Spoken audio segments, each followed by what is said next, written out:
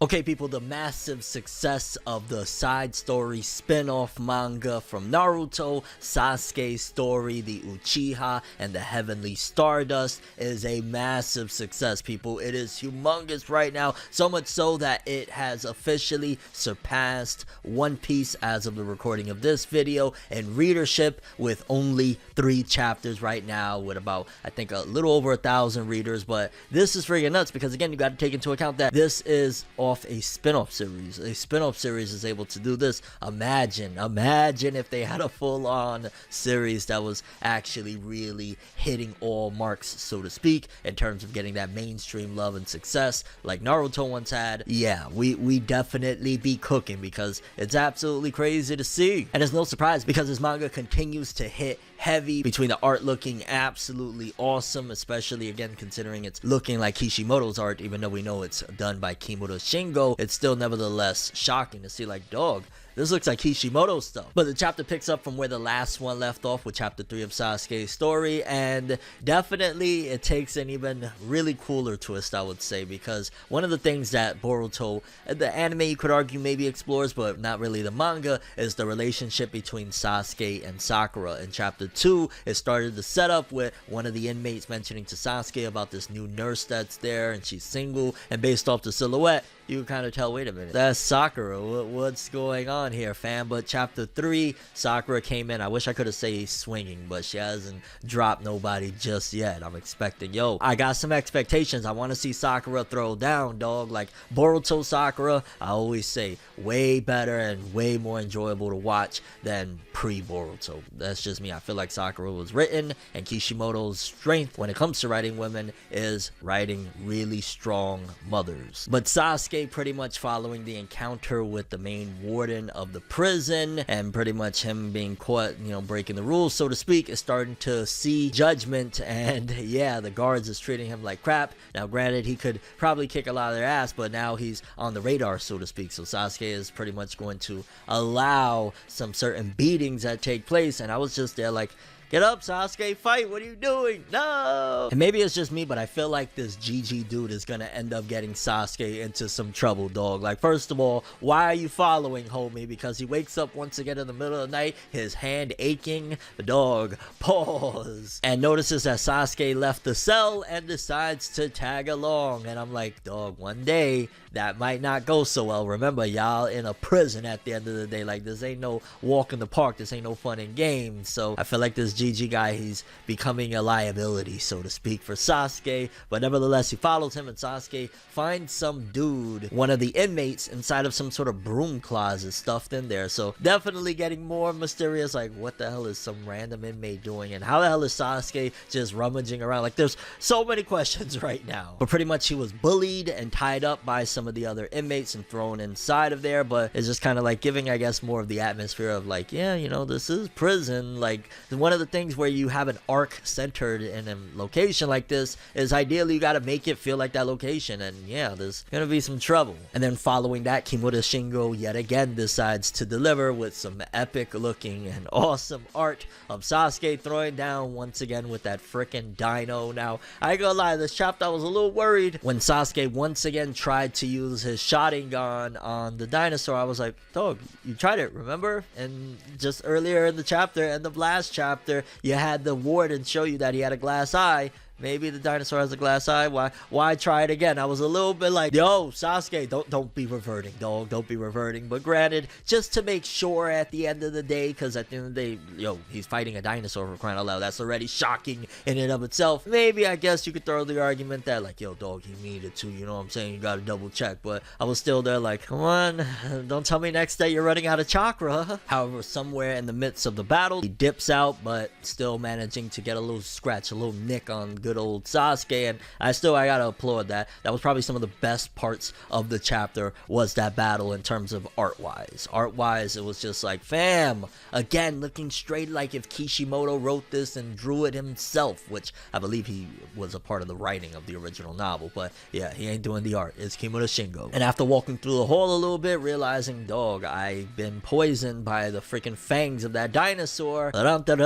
Bring in Sakura. Sakura can we call her Uchiha now? I kind of want to just say Sakura Uchiha for the heck of it, but I feel like I'm gonna be flamed to hell for that shit. So yeah, Sakura.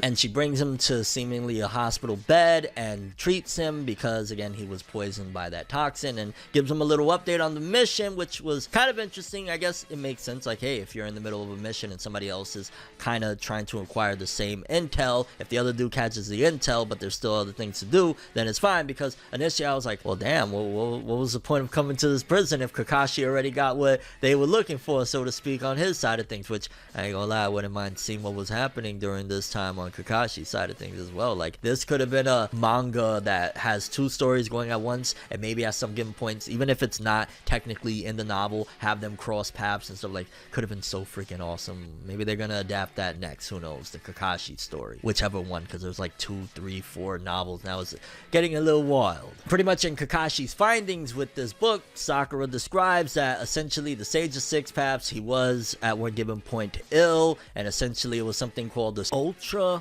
particles that helped him to basically recover. Because again, remember, Naruto is on the clock right now, people. He is dying with a similar illness to something that once upon a time the Sage of Six Paths was infected with, and essentially this was the cure. But yeah, now we got another mission, which I was like, alright, well, what's the fetch quest that we failed at this time, because Kakashi managed to outdo us? And apparently to get this intel, you would have to be anyone who would seek out this power must revel with the map of the heavens. So essentially Sasuke has to find the map of the heavens in order to get closer to finding a cure for Naruto's illness, which I ain't gonna lie, we could get a check back from time to time with Naruto to remind us of what's really this mission all about, because sometimes reading it you just kind of get lost and like, oh shit, Sakura's there, Sasuke, oh my god, he's fighting, and forget that, oh, Naruto's dying. Like, that's the whole point of all this. I also really appreciated something in this chapter that I felt like, wow, I would love to get some of this in Boruto,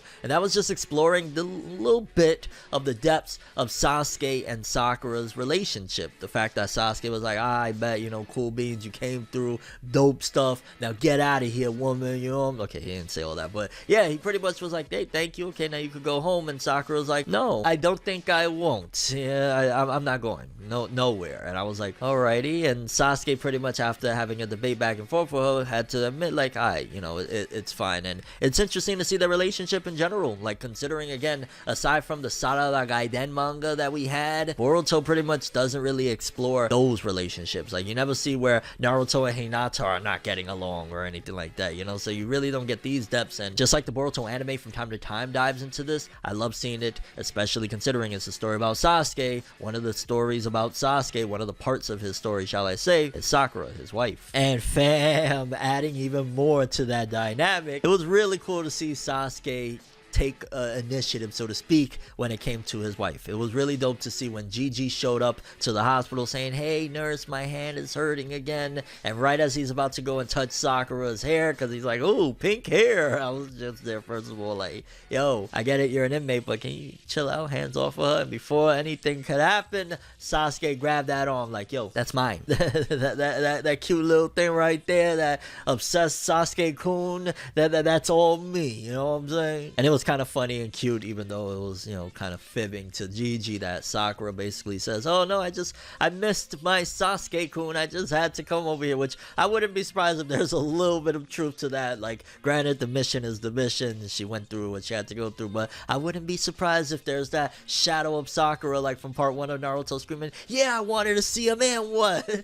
And then once again, just even diving into the whole rings situation. Again, either way it goes, whether it goes that Sasuke at the end of this story gives Sakura a ring, or decides to talk to her about it and say, but I don't really like that tradition, our tradition is different. So one way or another, I feel like that's an integral part, because even when they're having, you know, just little chats in the hallway where Sasuke's saying, hey, please don't tell anybody that's my wife, you know, she's just so disappointed. I mean, pretty much when he's saying, hey, don't tell nobody that's my wife, they dive into the conversation again about rings and engagements and all of that stuff, which again leads me to believe that set up for the end to kind of put a nice little bow on Sasuke and Sakura's relationship of this is how he really feels, and we already know for like 700 plus chapters how Sakura feels.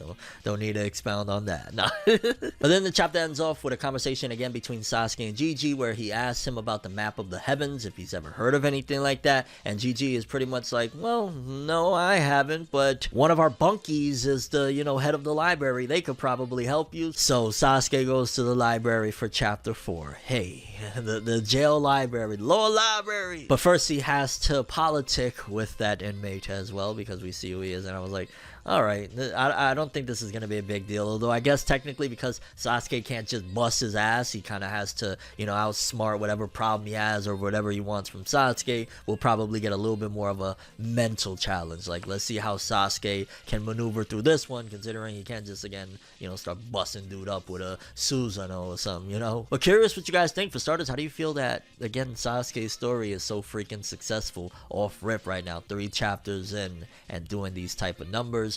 Your thoughts of what's going to happen next in the manga, if you haven't read the novel, of course, and how do you feel about Sasuke and Sakura's relationship, seeing it in this depth in this, little spin-off manga? I'm ForneverWorld, and as always, people, have an awesome day. Subscribe and hit that bell to get more. Yeah.